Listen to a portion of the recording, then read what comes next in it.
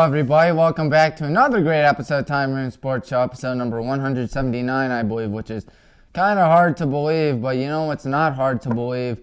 The Cavs have been doing pretty well this season. Let's look at the stats. First things first, player stats, I should say. Donovan Mitchell with 28.8 points per game, 3.9 rebounds per game, and 4.8 assists per game. There's our good pal Donovan. He's really good at what he does. Darius Garland, 21.4 points per game, 7.8 assists per game, and 1.3 steals per game. Jarrett Allen, 13.6 points per game, 10.1 rebounds per game, and 1.2 blocks per game.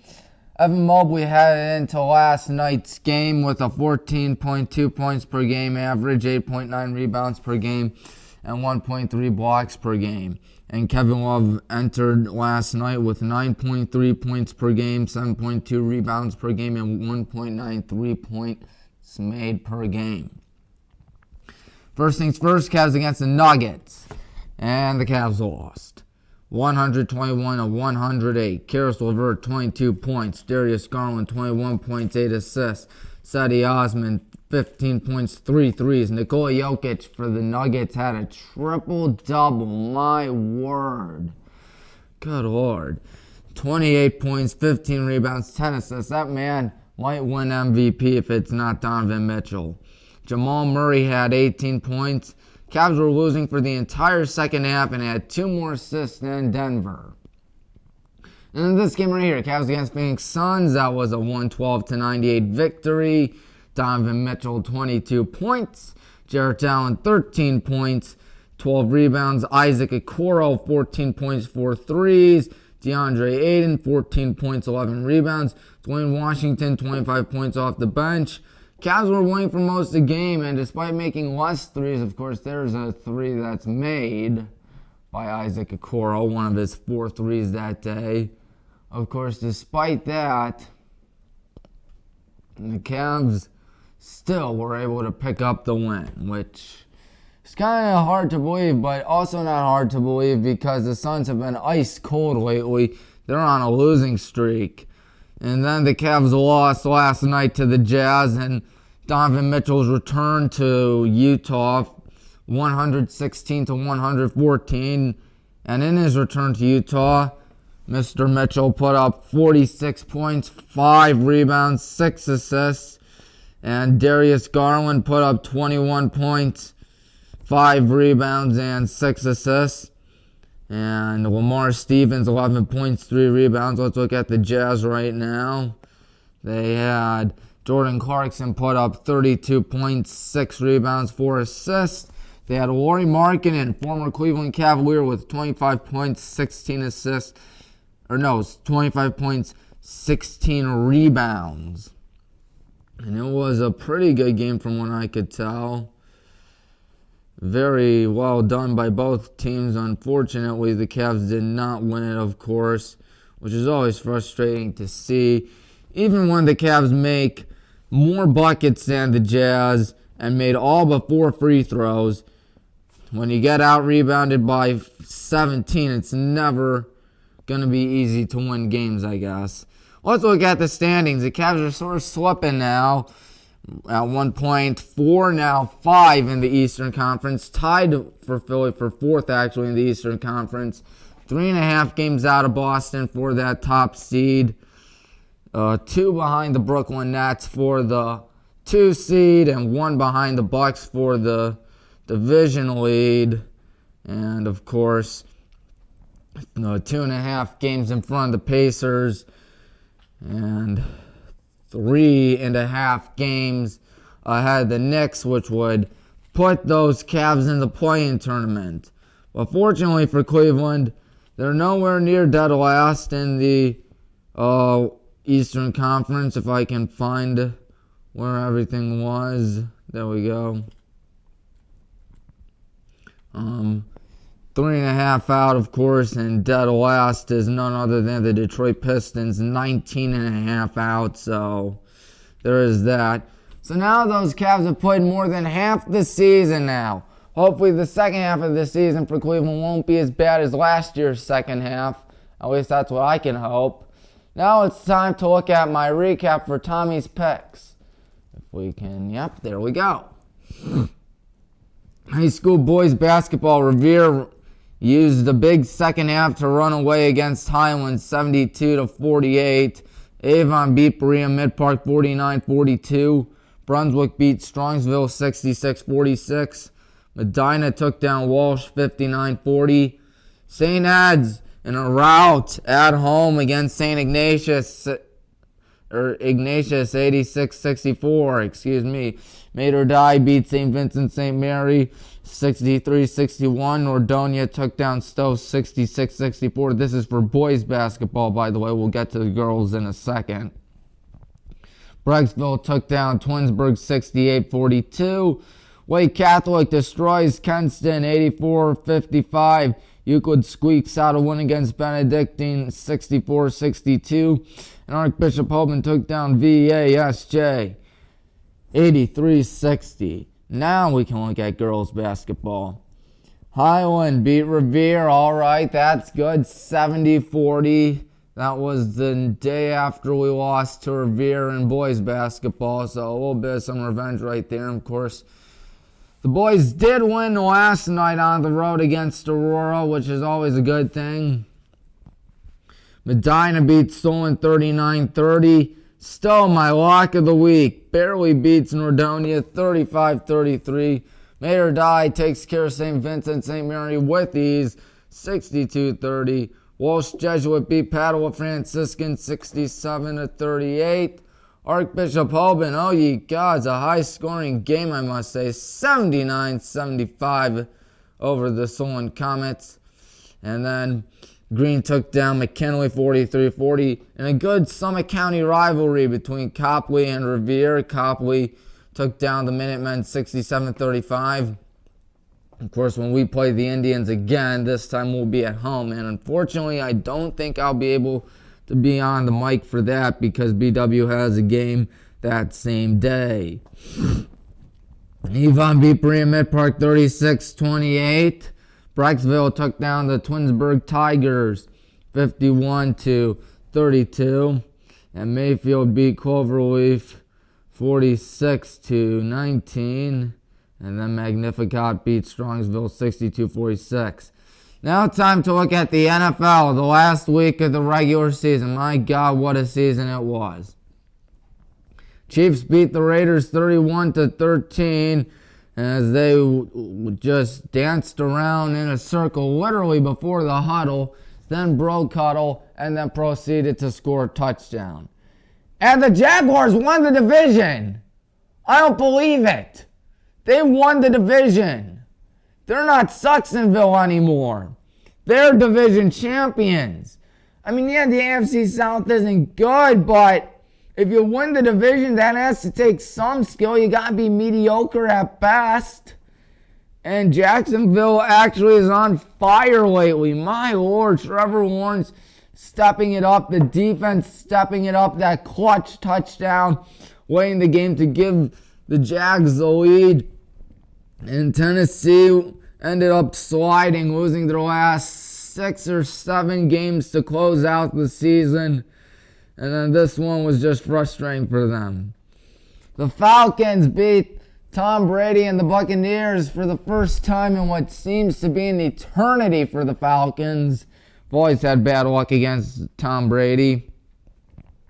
30-17.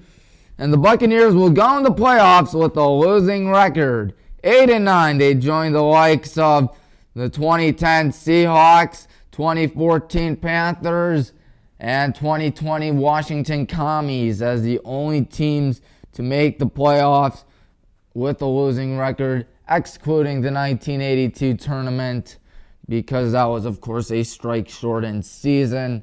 I'm just saying, losing teams, those 3 teams during the wild card weekend went 2-1 in their history. The only team to lose were the Commies. And that was a close game to, fittingly enough, Tom Brady.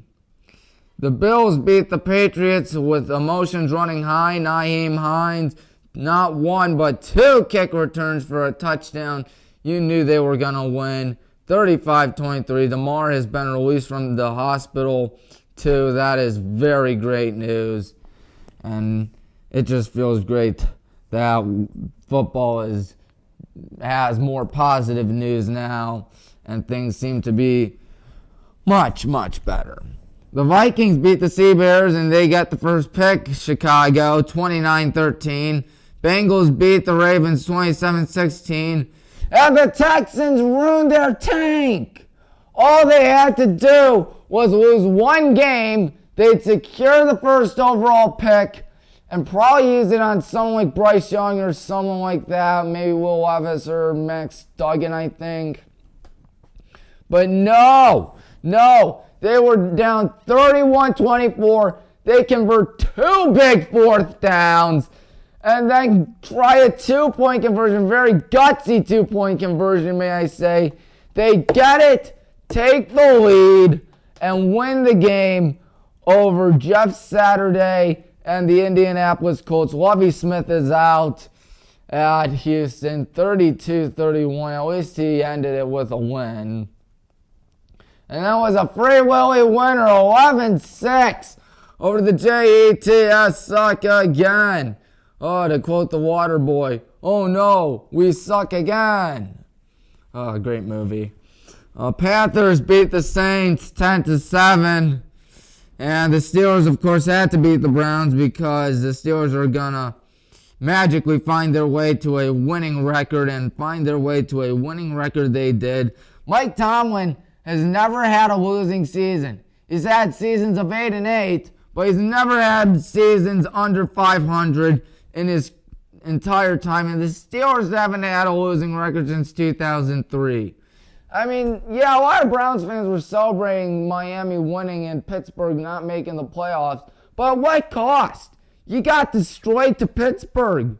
That was frustrating to see. What's not frustrating to see is Joe Woods is gone. I mean, he seems to be a likable guy, but not a good defensive coordinator, that's for sure. Eagles beat the Giants 22-16. The Commies beat the Cowboys 26-6. And the Magic School Bus is a lost episode. Ends with a win, a 31-28 win. And the Seahawks clinch a spot in the playoffs in an epic overtime win over the Super Bowl hangover known as the Los Angeles Rams 1916. Sean McVay might be on his way out, which wouldn't be surprising because the Rams have lost more games than any other defending champion in NFL history. Since the Super Bowl era, I should say.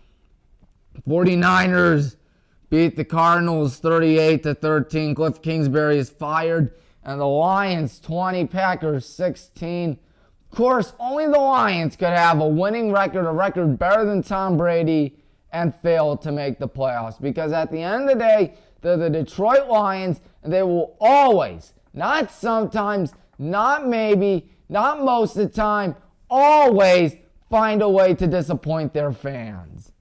That's right. Boys basketball won 7-4 with 8 points. Girls basketball 10-2 record with 12 points. And the NFL 10-6 with 11 points. So now let's look at Tommy's picks. Why not? High school boys basketball. I got an upset here. I think we could take down the Copley Indians. That'll be a good game. I really hope we can do it. And then Solon against Brunswick. I'm picking the Devils. They've been doing really well this season. Of course, they steamrolled us earlier this year. Euclid against Medina, picking Medina. Mentor against Strongsville, picking the Cardinals. Hoover playing the Wildcats as St. Ignatius. I'm picking St. Ignatius. And then what should be a good one, a Crown Conference matchup between Walsh and Lake Catholic. Give me the Warriors on that. And then NDCL against Padua, another Crown Conference battle. I believe those are the two lower teams in the Crown Conference this season, but I'm picking NDCL to win it. And then Benedictine against Hoban. Here's my lock. I got the Hoban Knights winning. Green playing Jackson, picking Green. Avon Lake's going to beat Olmsted Falls. Revere will beat Aurora.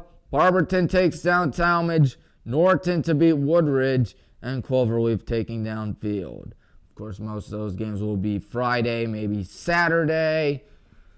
Point is, over the weekend, can't say the same about the girls' games because, well, Aurora plays Highland tonight, and we should win that game. Highland's 10-3. We're doing a good job so far this season, that's for sure. I think we can make it 11-3. And then St. Joe's against Gilmore Academy, picking St. Joe's to win it. North Olmsted against Elyria Catholic. Here's my lock of the week. Give me the Elyria Catholic Panthers, I think. They should win it. Twinsburg against Stowe, picking Stowe. St. Vincent St. Mary's, my upset against the Magnificat Blue Streaks. I just have a feeling that they will be able to win it. And then NDCL against Walsh, picking the Walsh Jesuit Warriors. Again, Chardon against Mayfield, picking Mayfield. Nordonia playing Riverside, picking Riverside. Strongsville against Mentor, picking Strongsville. Brunswick against Solon, picking the Blue Devils. Of course, the Devils, the Jaguars, and the Indians are the only teams to beat us this season. Those are some mighty fine good teams, in my opinion, in girls basketball. Midview is going to beat Elyria. Avon's going to beat Amherst Steel. Roosevelt's going to take down Revere. And Cuyahoga Falls will beat Firestone. And then it's time for the NFL Super Wildcard Weekend. You got a doubleheader Saturday. The 49ers playing the Seahawks. How about Brock Purdy? Mr. Irrelevant is having himself a phenomenal start to his career. I'm picking the 49ers against the Seahawks. Brock Purdy just doesn't know how to lose. He's good at football. Jaguars against the Chargers. Well, the Jaguars have been red hot lately, that's for sure. And meanwhile, the Chargers have not. Chargers have been very inconsistent all season long. I'm telling you, Jaguars have been getting hot at the right time. I think they're going to be able to win it. Yes, you heard me right. Give me the Jaguars to beat the Chargers. And then my lock of the week. The Bills are going to beat Free Willy, unfortunately, because the Bills are a team of destiny. And then that game is on Sunday. It's a triple header Sunday, by the way. Vikings against the Giants. I got an upset. I really think the Giants can do this. The Vikings are frauds. The Vikings say, we don't always lose, but when we do, it's always an embarrassing and frustrating blowout. They have been frauds. They got destroyed to the Packers. They got destroyed to the Cowboys. Who else did they get destroyed to? Let me look it up. But anyways, and they've barely won games. They almost got destroyed to the Colts. 33-0 deficit before they ultimately made an incredible comeback, which was really hard to believe. They lost to the Eagles. Of course, they lost to the Eagles 24-7. They got destroyed to the Cowboys 40-3. Lost to the Lions 34-23. And lost to the Packers 41-17. They've had way too many one-score games out there this season. Too inconsistent. And the Giants are going to win. Bengals against the Ravens, picking the Bengals to win that. And then a game that I really want to see both teams lose. Buccaneers-Cowboys, Tom Brady against the Cowboys. America loses nonetheless, just like any election day. Cowboys are going to win that game. Anyways, that's it. That's all the time we have left for the Tommy Maroon Sports Show on WCTV. Next week will hopefully be episode number 180, where we will talk about the Cavs, talk about the divisional round, talk about boys basketball, talk about girls basketball, and of course my picks for boys basketball, girls basketball, and the NFL divisional round. Chiefs have the first round off. Eagles have the first round off. So they await the lowest seed. So until then, this is Tommy Maroon here signing off. See you next week.